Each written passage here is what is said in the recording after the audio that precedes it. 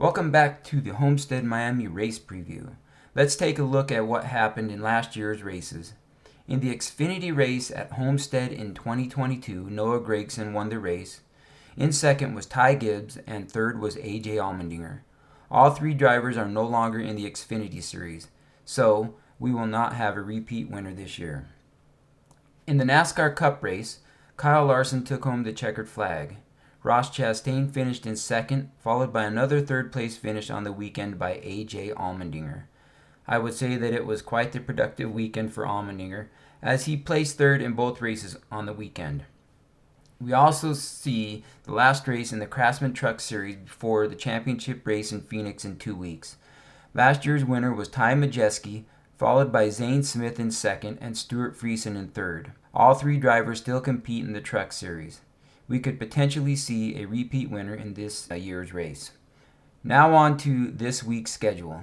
On Friday, October 20th, there will be truck practice at 4:05 p.m. Eastern Time, followed by qualifying at 4:35 p.m. Eastern Time, and there will be no television coverage or online coverage for these events.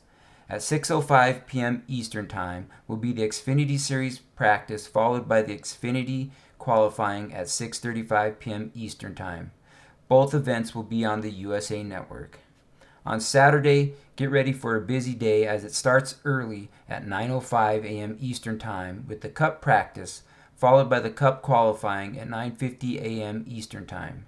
They are available on the NBC Sports app.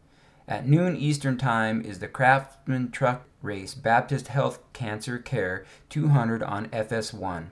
At 3 p.m. Eastern will be the Xfinity Series Contender Boats 300 on the USA Network. That will conclude all the events for Saturday. The main event is on Sunday, October 22nd. The Cup Series 4 400 presented by Mobile One will be at 2:30 p.m. Eastern Time on NBC.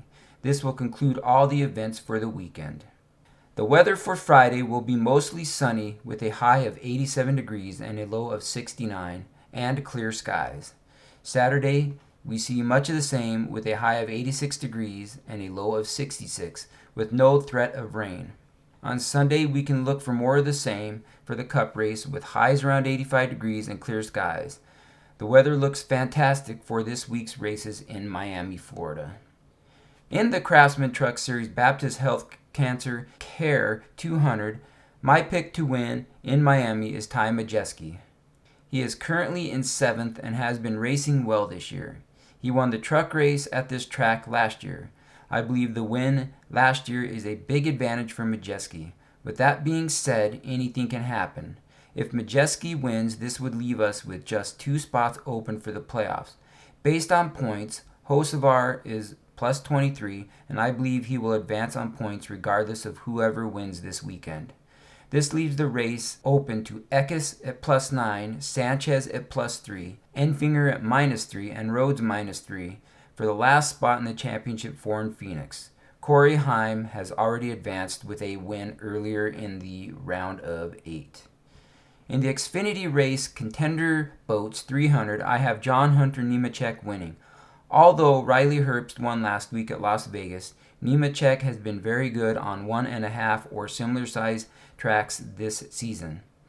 It could be a good race with Herbst again in Miami. That is why I have Herbst and Cole Custer as dark horse picks in Miami Homestead Raceway, as they both raced well in Las Vegas. After this race, we have one more race in Richmond next week before the championship race in Phoenix, and field is cut down to 4 drivers. Now on to the race predictions for the 4x400 presented by Mobile One. Normally I would pick William Byron. He has been so good on this size racetrack this year with an average finish of 6.9. He also has 5 wins on similar size tracks this year. With all that being said, I am picking Kyle Larson to win this weekend. He had a great race last week, winning in Las Vegas. Last year, he won this race and is poised to do the same this year.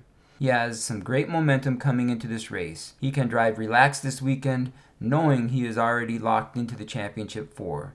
My 2 dark horses for the weekend are Christopher Bell, with a second-place finish last week. I would look for him to contend for the win, as he just barely missed out on the win last weekend in Las Vegas.